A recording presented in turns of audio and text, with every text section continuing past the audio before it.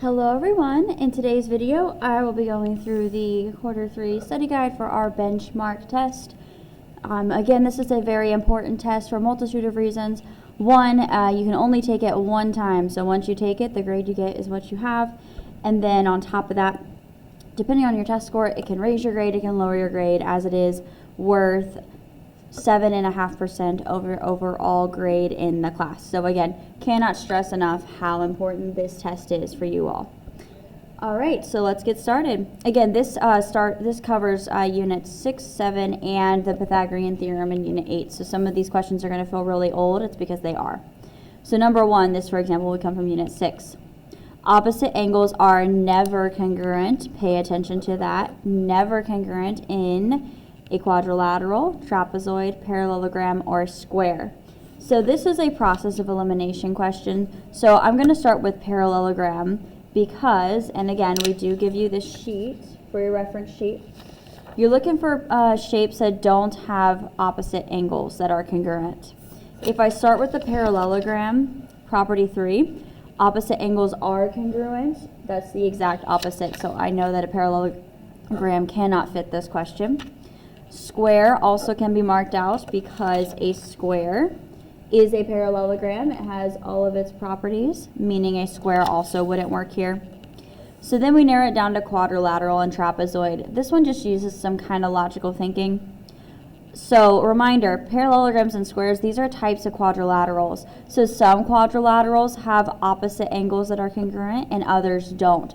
So since this term is just too broad, it covers both scenarios, that one won't work either. The only one that is specifically has opposite angles never congruent is in a trapezoid. In a trapezoid, and let me draw like a weird one. So trapezoids come in different shapes and sizes. The main thing is that they're parallel sides. These are the bases. They're parallel. That's what makes it a trapezoid. So in one like this one, obviously the angles would not be congruent. It's a weird trapezoid. When we have an isosceles trapezoid, we do have congruent angles, but they're the ones on the bases. So they're still not the ones that are across from each other, the opposites that are congruent. So trapezoid can have congruent angles, but they're not the opposites, and they never will be. So no to trapezoid. And on top of that, if the opposite angles were congruent in a trapezoid, it wouldn't be a trapezoid, it'd be a parallelogram because that's one of the properties. So that one's a bit more difficult, but that is why you have this sheet. So use it, look over it, read it, do what you need to do to help yourself through these problems. Number 2, ACFG is a parallelogram. If AC equals 4x plus 11 and GF equals 6x minus 15, then find x. So I'll fill these in. 4x plus 11 for AC. GF has 6x minus 15. And we need to find x. So these are the sides of a parallelogram and their opposites. Again, if we go back to this sheet, opposite sides are parallel. Property 2 of a parallelogram, opposite sides are congruent. These sides are congruent, meaning they are equal. Since they are equal, we can set them equal to each other. 4x plus 11 equals 6x minus 15. I'll have to write a bit small here, I'm sorry. So I've got 6x and 4x. We can't combine because they're on opposite sides, so I will subtract the 4x on both sides. Bring down 11. 6x minus 4x leaves me with 2x. Bring down the minus 15.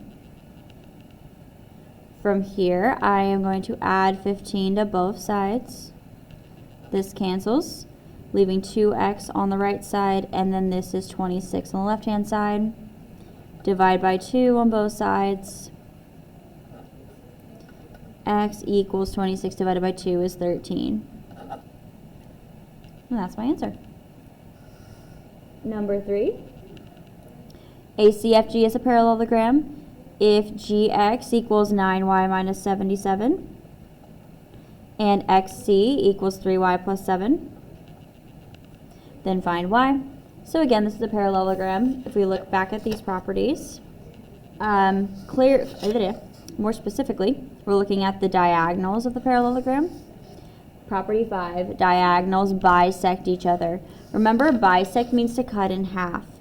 So this diagonal's cut in half and this one's cut in half, meaning these two parts are equal. So once again, they're congruent, they're equal, set them equal, solve for y this time.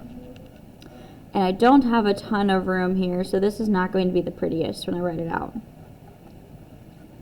Set them equal. First I'm going to move the 3y since it's smaller, subtract it on both sides. This cancels, leaving 7 on the right hand side and 6y minus 77 on the left. And then I'm already out of space, so I'm going to bring it over here. 6y minus 77 equals 7. I'll just bring that up here. Add 77 to both sides. 6y equals 84. Then we divide by 6 on both sides. Y equals, I'm just going to check this one with my calculator. 84 divided by 6. You divide, you get 14. B. Number 4.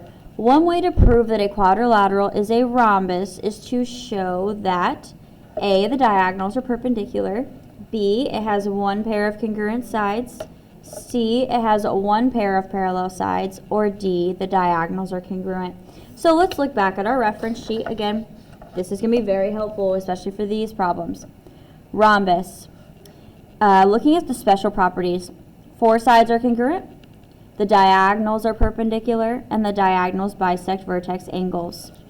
So if we look back at the options, diagonals are perpendicular is a property of a rhombus, and it's the only one that's going to directly apply to a rhombus. Let's talk about the others real quick. B, it has one pair of congruent sides. That is just blatantly not true. In a rhombus, all 4 sides are congruent. All the sides are congruent, not just one pair. So that's not specific enough. C, it has one pair of parallel sides. Again, not true. A rhombus is a parallelogram, meaning opposite sides are parallel. So both sets of sides are parallel. So again, this one's just not true. And then the diagonals are congruent. That's not true either. This is actually a rectangle property. You will not find this in a rhombus. Number 5. ABCD is a parallelogram with coordinates A, -4 and -3, B, 1, -2, C, 2, -7, and D, -3, -8. To prove that ABCD is a rectangle, you would plot the parallelogram on a coordinate plane and then find which of the following. So for this one, you don't actually have to graph anything. They're just asking, if you were to graph it, what would you be looking for to tell you that this is a rectangle specifically? So for a rectangle, the things that make it special, up here. It has 4 right angles and its diagonals are congruent. So these would be telltale signs that we have a rectangle. If we look back, midpoint of the diagonals, first off, midpoint isn't even something we've worked with, so that automatically should be something you wouldn't be looking at. But the midpoint of the diagonals would tell you whether they bisect each other. That would answer that question. Bisecting diagonals is not just special to rectangles. It's a property of every parallelogram, so that wouldn't help you narrow it down to as a rectangle. Measures of the angles. This would help, however, this would require a protractor. So this is not just something we can easily find on the graph. C, slopes of the diagonals. Slopes of the diagonals tells you whether it's perpendicular. It would answer that question. Now, perpendicular diagonals, that's part of the rhombus. That's property number 3. Rectangle, the diagonals are congruent, so they're not perpendicular. So if you were to look for this, you would just figure out, oh, it's a rhombus or it's not a rhombus, but it wouldn't tell you anything about rectangle. We are left here with D, lengths of the diagonal. This one is the one we're looking for because the diagonals have to be congruent for it to be a rectangle, and if you find out how long they are, you'll know whether or not they're congruent. So you're looking for the lengths of the diagonals here. 6. On a coordinate plane, the 4 corners of Angela's sandbox are located at -4, -3, 1, -2, 2, -7, and -3, -8. Which of the following most accurately describes the shape of Angela's sandbox? So for this one, you do have to graph these points to figure out what shape it is. I have graph paper available to you. Looks like this. I'll have it in the back of the room on test day, so you're able to take a piece if you like. Since you guys don't have a graph on here, I'm going to draw one just to make it fair. Now when you draw a graph, I'm just kind of talking as I'm trying to draw this. This takes a lot of practice, genuinely, but try to make it as spaced out as possible and, like, you know, space everything out equally is what I mean. And then these numbers, the largest number I see is an 8, so I want to go out 8 on all sides. So I'm going to start at the top and go up 8. 1, 2, 3, 4, 5, 6, 7, 8. So try to keep them spaced out as equally as possible. If not, it will warp your graph. So on the test, I highly recommend you grab a piece of my graph paper and just graph it really quickly. That way you don't have to draw this. And again, if it's not equal on all sides, which I know is hard to do, it's going to warp your drawing a bit. 1, 2, 3, 4, 5, 6, 7, 8. I'll stop there. 1, 2, 3, 4, 5, 6, 7, 8. 1, that was a little far. 2, 3, 4, 5, 6, 7, 8. Okay, now let's graph. -4, -3. I'll go left 4, down 3. 1, 2. I'll go right 1, down 2. 2, -7. Right 2, down 7. -3, -8. Left 3, down 8. And again, if you need a ruler for this part, you can use it. I feel like I messed up on my points. Give me a sec. -4, -3. Okay. So hopefully you can already kind of see. My drawing's a little warped here because I drew this by hand, so even I can't perfect it. Let me show you what it looks like when you use the graph paper. If you use the graph paper, it looks like that. Now here's the thing. Answering this question requires a lot of work. If you remember the proofs test you guys did, it had 2 problems, one on the front, one on the back. You remember doing this, and it was a lot of work. If you remember, you had to find all the distances or all the slopes, depending on the question. This problem is 1 point. I don't want you to do all that work for a single point, so here's my advice. Graph it and take an educated guess as to what it looks like, because you're probably going to be right. This looks like a square, and it is a square. That's all I need you to do for this. So B, square, we're done. Move on with your life. Number 7. Given the triangle EGF with HI parallel to GF, fill that in. If EI equals 18, GH equals 24, and EH equals 27, find IF.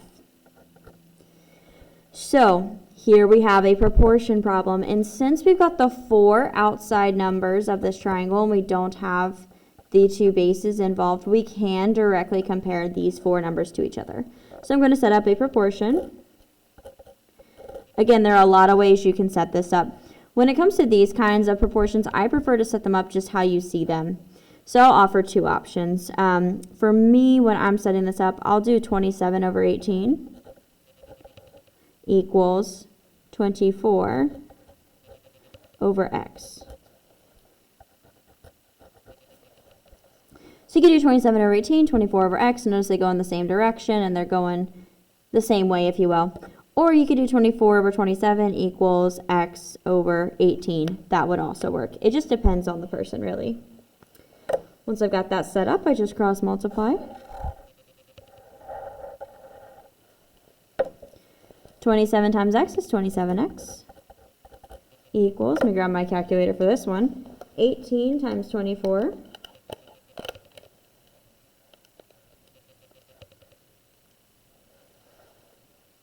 I get 432.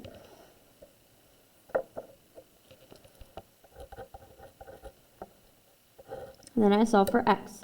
I do this by dividing 27 on both sides. This cancels, leaving just x. And 432 divided by 27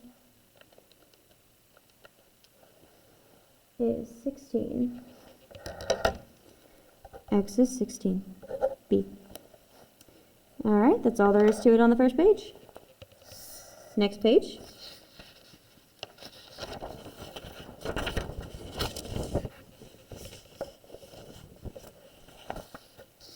Number 8, solve for x. So this one looks very similar to the one we just did a moment ago, but it's different.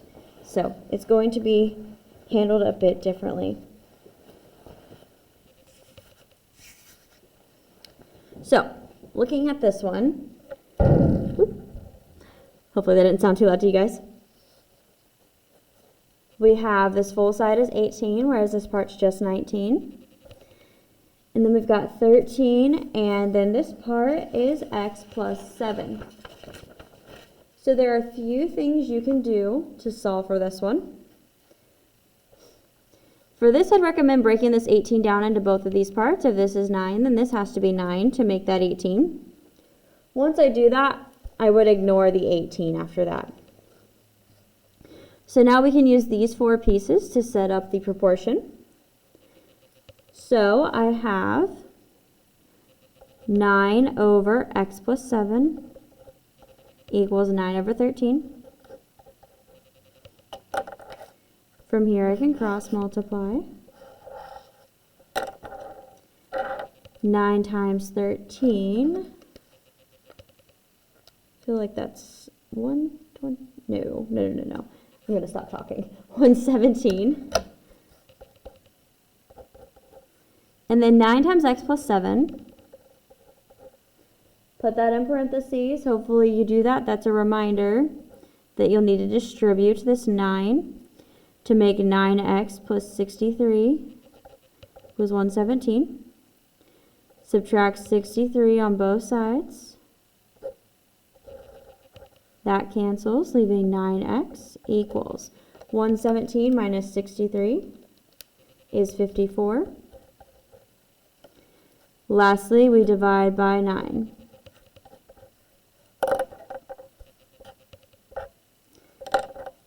And 54 divided by 9 is 6. X equals 6. There is another way to do this. Remember, these sides here are proportional, so if these are both 9, yes, these are both 13. The problem is a lot of students would go, oh, okay, my answer is 13. No. We're looking for x. So what does x have to be so that this is 13? So it's 6 plus 7 is 13. So this way is much easier, yes, but I feel like it'll lead to a lot more mistakes because a lot of you won't think further than, oh, this side's 13, I'm done. No, what plus 7 gets you 13? 6. So you can do that one at your own risk. Just be careful about it. Number 9 is just a basic setup problem.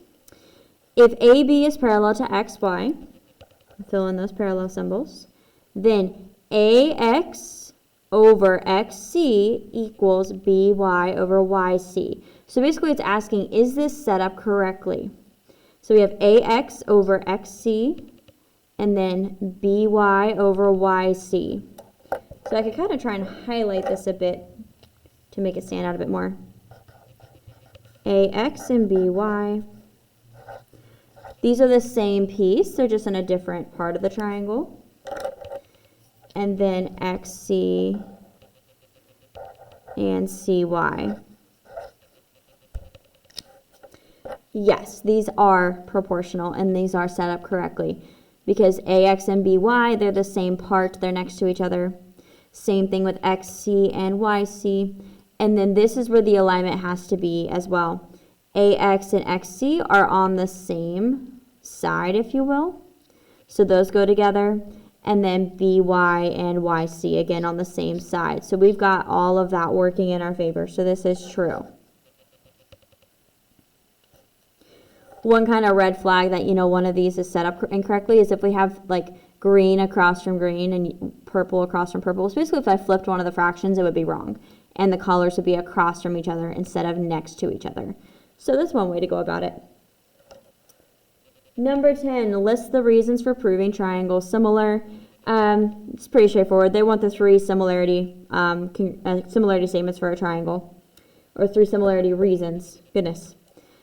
So hopefully this will spark some memory. We have AA. Remember, there's three of them. AA, SSS, and SAS. So those are our three reasons for proving a triangle similar. Number 11, complete the similarity statement. So we're working with these. Since we look through these and we see that there's not a not similar option, these are similar triangles. So we just need to figure out how. EFB. So I'm going to circle E. That's my starting place. I go from E to F, and then F to B. So let's look at where E is. E is an angle, and it's not the marked one. Actually, we can start with the marked one. Kind of go backwards a bit. That kind of helps. B is the congruent angle. It's congruent to N, so N has to be in the last spot here. So now I just have to figure out, is it MLN or LMN? Let's figure it out. E is a blank angle, meaning it has no marking here, and it has two sides next to it. 39, which is the larger side of this triangle, it's larger than 24, and the blank side. So let's find the angle that's in this same place in the other triangle. We'll look for the larger side, that's 26. M is next to the larger side and the blank side, so M goes first. And since we've already matched B and N up as the last spot, L has to go next. So then it goes M, L, N. And we got that all lined up there. So C is the correct answer. Number 12. Triangle GHI is similar to triangle QRS by, again, not similar is not an option, so these are similar. That kind of makes it a bit easier to figure this out. So first off, mark off ASA, that's not an option. That is for congruent triangles, not similar. On top of that, look at what they give us in the pictures. We have three sides in both triangles. No angles are given, so it can't be AA. It can't be SAS. It has to be SSS. Since not similar is not an option, we really don't even have to test this. We just have to pick out which one goes with the picture. But be careful, if you have any that list not similar as an option, then we'd have to test it and make sure that they work. If that's the case, I'm going to go ahead and set that up real quick just as a memory refresher. Remember, you set up your three fractions. And we have, pick one triangle to put on top. I'll put the big one on top. Put them in order from smallest to largest. 24, 32, 40. And then I'll repeat on the bottom, smallest to largest. 15, 20, 25. Make sure you line them up. If you do it incorrectly, then you can mess up your whole problem. I had some people miss questions on the test over that. Now I just divide straight down. 24 divided by 5 by 15 is 1.6. They need to all come out to be 1.6. 32 divided by 20 is 1.6. And 40 divided by 25, lastly, is also 1.6. So, this works. These are similar by SSS. Now again, since they didn't give not similar as an option, we really didn't have to do this step because it could only be SSS. However, if not similar is an option here, you have to test it because it could be not similar. You need to check that. Number 13. The ratio of the measures of three sides of a triangle is 5 to 7 to 10, and its perimeter is 154 units. Find the measure of the longest side of the triangle. I'm going to aggressively circle this. Okay. Working with the three sides of a triangle, our ratio is 5 to 7 to 10. This is the type of problem that you just need to recognize the format of when you see it. Remember what we do with this ratio. I take it and I attach an x to all three numbers. 5x, 7x, 10x. Then I'm going to add them all together. So I've got 5x plus 7x plus 10x equals, and I have to set it equal to a specific number. Since these are the sides of a triangle, when I add the three sides of a triangle together, I get its perimeter. And here they tell me they have to. It's 154. So the other version of this problem is if you have the three angles instead of the three sides, then you know the three angles of a triangle always add to 180. You'd set it equal to 180 instead. But here it's sides and they give us a perimeter, so we get to use the 154 instead. Going back to this problem, add them together. 5 and 7 is 12, plus 10 is 22. X equals 154. Then we divide by 22. Those cancel. X equals 154 divided by 22. X is 7. Good thing they did not give 7 as an option here, because I know so many of you would then just go and circle 7 and be done with it. Let's go back to what they're asking for. They want the measure of the longest side of the triangle. So we need the longest side. Looking at the ratio, we've got 5, 7, 10. The longest side has to be the largest one, 10. So I'm going to plug the 7 back in here. So I have 10 times 7 equal to 70. You can multiply it back into all three of these if you like, but they just want the longest one, so obviously put it with the largest number. 10 times 7 is 70, so 70 units is the longest side of the triangle. If we plugged it back into the other two, we'd get 35 and 49. Notice that those are both options, so be careful with that. Make sure you're reading carefully what they're asking for. 14. This is a problem that was missed by many people on our last test. Given that triangle PRQ is similar to triangle TRS, what is the length across Blue Lake? This is going to be our X here. So we set up a proportion here, since the triangles are similar. Starting with the X, X goes with 6. They're on the same side in the different triangles. Next to X, I have to put 115.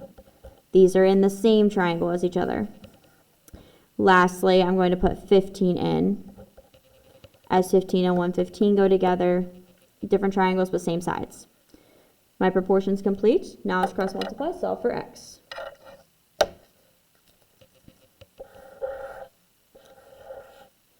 Fifteen times X is 15X. 115 times 6 is 690.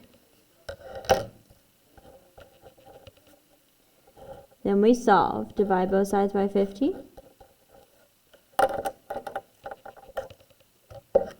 690 divided by 50 is 46.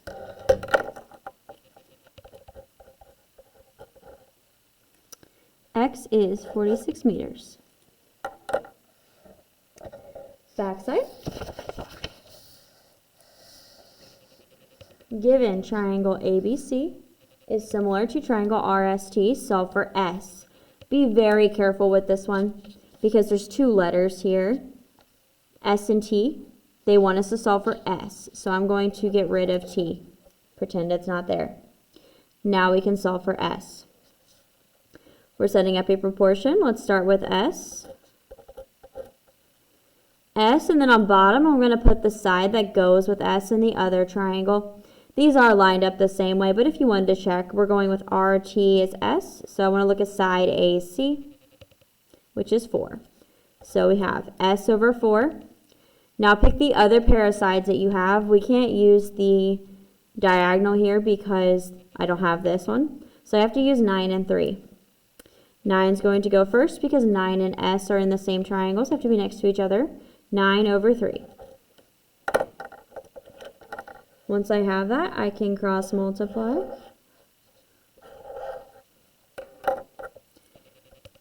3 times s is 3s. 9 times 4 is 36.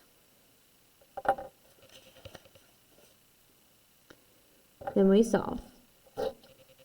Divide both sides by 3. 3's cancel. S equals 36 divided by 3 is 12. So B, 12 is our answer. Reminder, you can always plug your answer back in and divide straight down to make sure it works. If you did that, 12 divided by 4 is 3, 9 divided by 3 is 3, it would work. Number 16. The length of a rectangle is 5 centimeters and the width is 3 centimeters. Find the length of the diagonal. For this one, I strongly recommend a picture. Especially since this is the kind of problem you're probably not expecting. So the length of this rectangle is 5 centimeters. This is the length. The width is 3. Find the length of the diagonal. In case you forgot, rectangles have right angles. We're trying to find this diagonal here.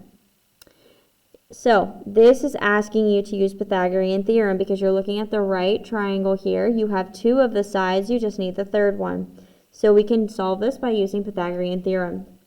In case you forgot, Pythagorean theorem is leg squared plus leg squared equals hip squared. So then we fill in our stuff.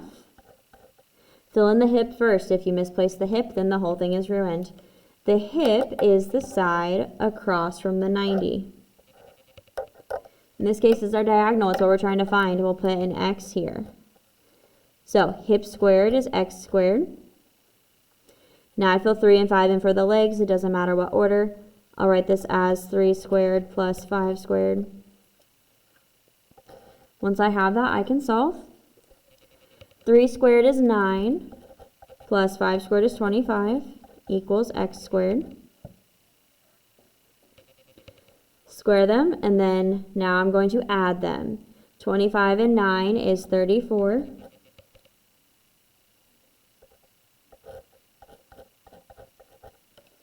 Don't forget this last important step because notice that 34 is an option. So they're expecting some of you to go, oh, I got my answer. It's right here. But we're not done. So just because it's an answer choice doesn't mean it's correct. Now, last but not least, we square root. We have to square root to get that as just x. So that becomes x equals the square root of 34. Now notice in the answer choices that the square root of 34 is not an answer. Again, 34 and square root 34 are 2 different numbers. So this is not correct. The only way to know is to put this in our calculator. This is something that you're not sure how to do in your calculator. Let me know and I can show you. So I get 5.83 and it just goes on. Notice I've got this rounded to the nearest tenth. So 5.8, the next number 3 is too small to round this up. So this stays 5.8. Plus it's the only answer choice that's remotely close to what I got. So it has to be letter B, 5.8. Number 17. Determine which sets of numbers can be the measures of the sides of a right triangle. So this goes back to using the Pythagorean theorem as a test for these triangles. So for this one, I'm going to see which one fits the Pythagorean theorem. Again, it is leg squared plus leg squared equals hip squared. So I'm going to plug in the numbers for leg, leg, hip and see which ones come out equal. In this, you're going to use your calculator for most of this. So for this one, we have 11 squared plus 32 squared equals 35 squared. So to test it, I'm going to put this in my calculator. This is where it's really nice to have one of these because I can just type all of the whole left side of my calculator and get a number. So I have 11 squared plus 32 squared. I get 1145 equals 35 squared. Whoops. 1225. So right off the bat, I know that this does not work. Not equal, so it's not A. Now let's repeat. Remember, the hip is always the largest number, so put that in first. I didn't do that on the first one. 9 squared, and then 4 and 5 go in for the legs. 4 squared plus 5 squared. 4 squared plus 5 squared, I can put that straight into my calculator. I get 41. 9 squared, I know off the top of my head, is 81, so I know that this also is not work. So it's not B. Again, place your hip squared first. Largest number, 20. 12 squared plus 16 squared go in for the legs. Now I can put these in my calculator. 12 squared plus 16 squared. I get exactly 400. And then 20 squared. Again, also 400. So this time they are equal. So this is my answer. Just for good measure, I'm going to show that D also doesn't work because there is a very slight chance that I made a mistake.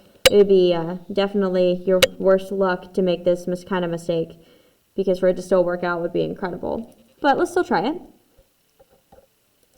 So let's put 16 in for hip. It's the largest side. 2 squared plus 12 squared. Put that into the calculator. Try and do that without actually looking at the calculator. 148. I can't remember 16 squared off the top of my head. 256. Obviously does not work. So once again, my answer is definitely correct. All right, we got 3 more. Number 18.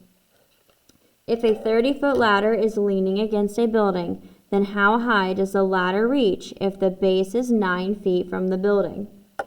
See, what you might want to do is go in and highlight the key information here. For a 30-foot ladder, how high does the ladder reach if the base is 9 feet from the building? And the base of the ladder, if you will. This is one where you definitely want to draw a picture for it. So, I've got a ladder in a building. I'll draw the building first. I wouldn't make the drawing huge. Leave yourself some room to do some work. The ladder is leaning against the building.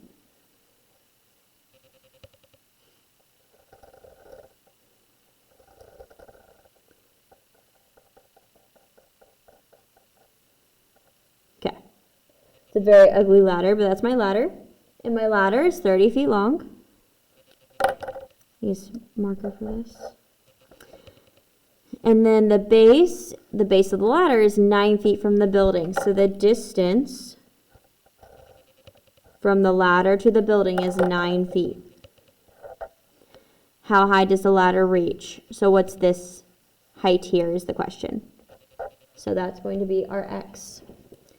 Hopefully you can see that we have a right triangle here. So we can use the Pythagorean theorem. So I have leg squared plus leg squared equals hip squared. And then I plug in my numbers.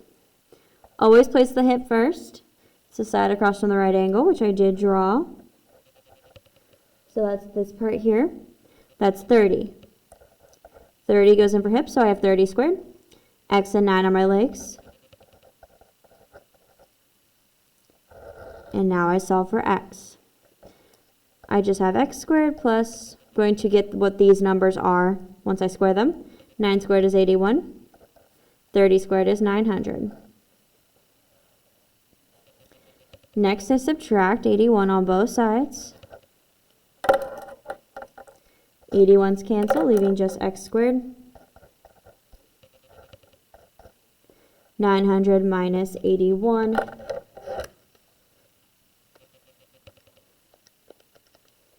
You get 819. Do not forget that last important step of square rooting both sides. X equals square root of 819. Square root 819. I get 28.6. This one here is too, oh man, I don't know what I just did. This one here is too small to bring this 6 up to a 7, so 28.6 is my final answer. And that is letter C. 28.6. Two more. Number 19. What is the scale factor of the dilation from B to A? I know it's been a minute. Hopefully you remember doing these. B to A, meaning we are going from B to A.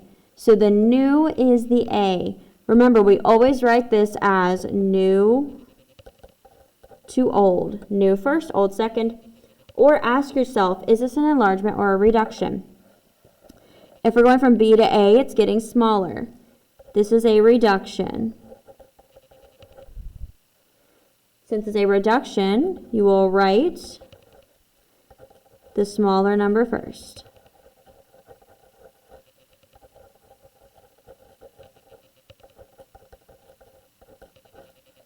Very important to remember.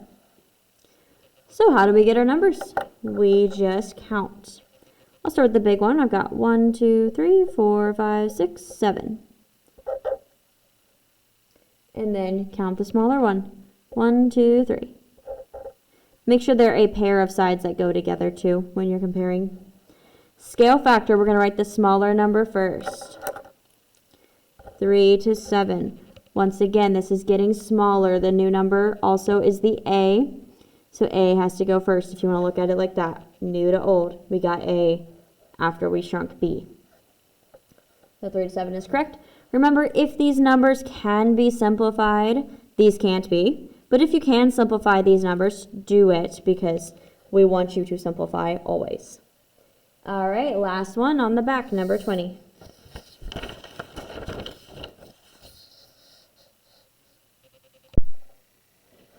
All right, last problem, and this one's kind of a big one, so it's going to take a few minutes to do. Verify that the dilation of the original triangle PQR is a similarity transformation using SSS. Justify your answer, round to the nearest tenth when necessary. These first few blanks are not going to be bad at all. So basically, they want you to show that these triangles are similar using side, side, side. So we need to find the lengths of all the sides of the triangles. So these two on each triangle are pretty easy. You just count the boxes. So let's do that really quickly. PQ, we've got 1, 2, that's 2. QR, we have 1, 2, 3, 4. PQ prime, 1, 2, 3, 4. QR prime, 1, 2, 3, 4, 5, 6, 7, 8. So these are my sides. So I'm going to fill these in the blanks real quick. Be careful when you fill in these in too. You don't want to put the wrong number in the wrong box. PQ is this side here. That's 2. QR is this side here. That's 4. Now PR is the diagonal. I haven't found that yet. So I'm going to skip that. PQ prime, that's this side here, is 4. Q prime, R prime, that's 8. And then again, PR prime, the bottom boxes are diagonal. Now, even though it's not labeled, I'm sure it's pretty obvious these are right triangles here. PQ is perfectly horizontal, QR is perfectly vertical, so there is a right angle here. Same thing with the other triangle. The reason I tell you this is so you can use Pythagorean theorem here to find both of these sides instead of using the distance formula. The distance formula and Pythagorean theorem are actually the same thing. One represents the other. So you can use either method here, but I'm sure most of you would prefer Pythagorean theorem. So let's do that. We're going to do Pythagorean theorem 2 times. First, we're going to find PR with Pythagorean theorem. So remember, we have leg squared plus leg squared equals hip squared. So we have to fill in our numbers first. Fill in the hip. The hip is across from the 90-degree angle. I want to do that in marker. We are looking for the hip, so that's just going to be x. Fill in our legs. Our legs are 2 and 4. 2 squared plus 4 squared. And then we solve. 2 squared is 4. 4 squared is 16. And x squared is just x squared. Now we add these to get 20 equals x squared. And then for our last very important step, we square root. Do not write 20 in this blank. That is wrong. It is the square root of 20. X equals, now it says to round to the nearest tenth, so I'm going to put this in my calculator. Again, if you don't know how to do this, let me know. It's important you know how to do this.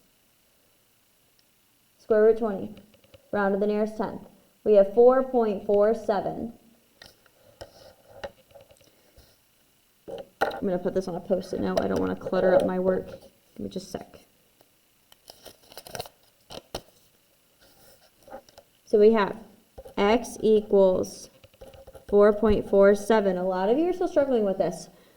The 4 is in the tens place, so we look at the number behind it to determine if we round.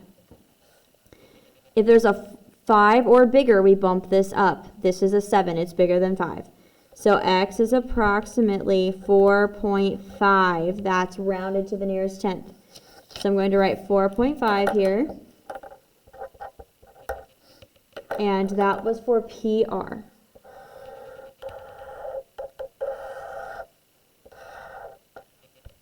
So PR is 4.5. Again, make sure you're paying attention that you're putting this in the right box too. If you put numbers in the wrong box, there's not much I can do about that. All right, we're going to do that one more time. You can put this on the graph too if you want, if that helps you. One more time, we're going to do it again to find PR prime. I'm going to write that as P prime R prime. Same thing, we have leg squared plus leg squared equals hip squared.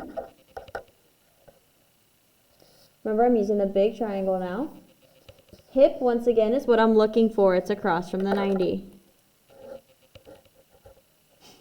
So, hip is going to be x. That's what I'm solving for.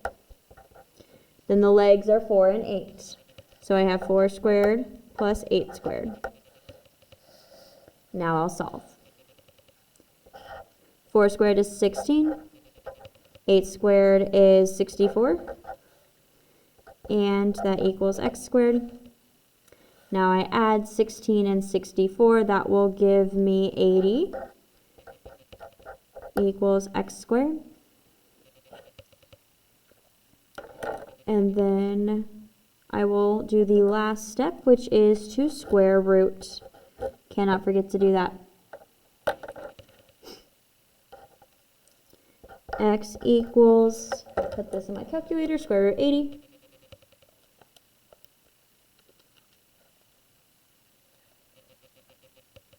.9.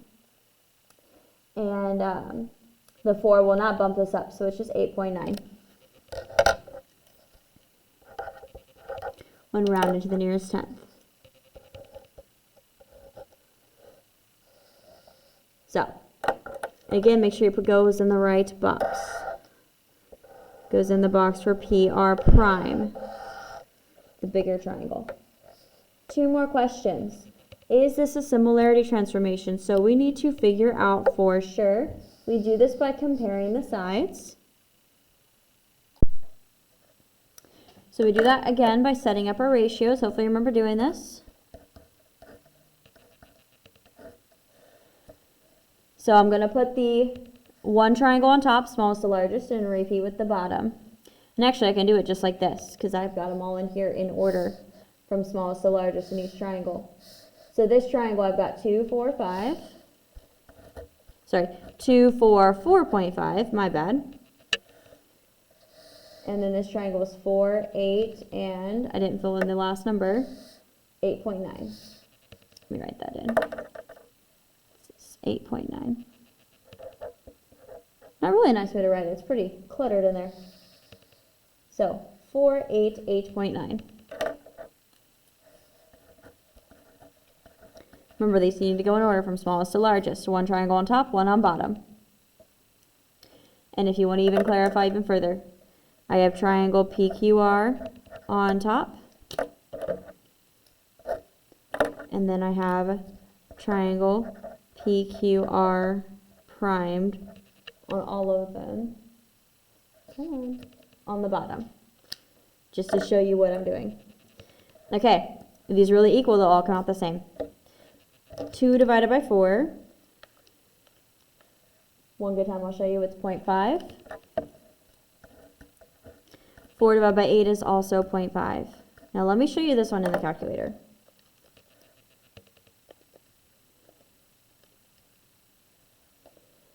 This one rounds to 0.5, and I know I've said to avoid that.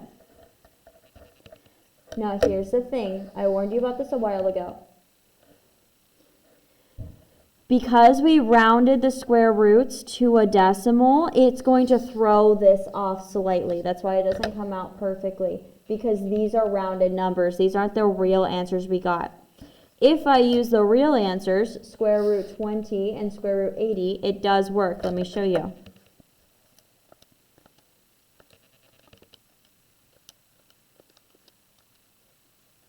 If I do square root 20 divided by square root 80, it comes out as a perfect 0.5 like it should.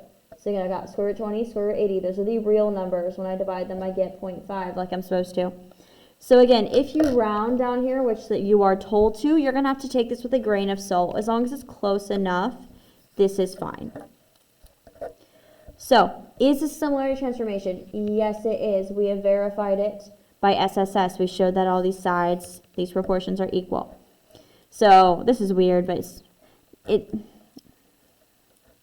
we're not having you put it in the computer, but if we did, this is how we'd have you do it. Yes. Yes, it's a similarity transformation. And then is this an enlargement or a reduction? So let's go back up to the directions for that. It says the original triangle is PQR. This is important. PQR is the original. It was the first triangle. So the new triangle is PQR prime, the bigger one. So obviously it got larger, meaning this is an enlargement. So we would put 1 here. Enlargement.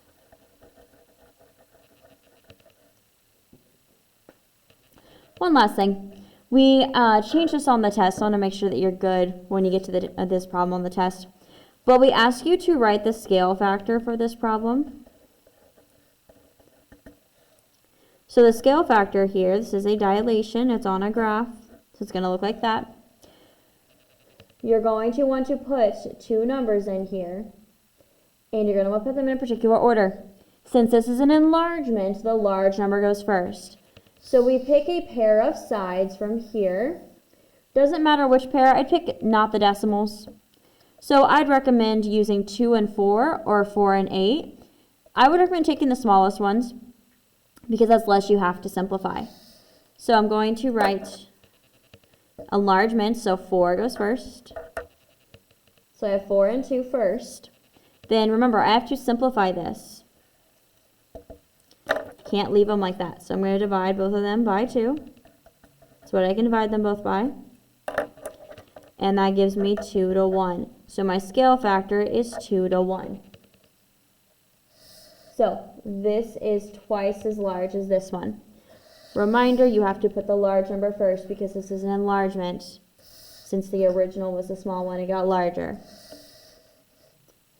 All right, I believe that is all that I have for this video. If you have any additional questions before you take your test, feel free to reach out to me either via email or come see me in person. Otherwise, I will see you all later. I hope you have a wonderful day. Bye.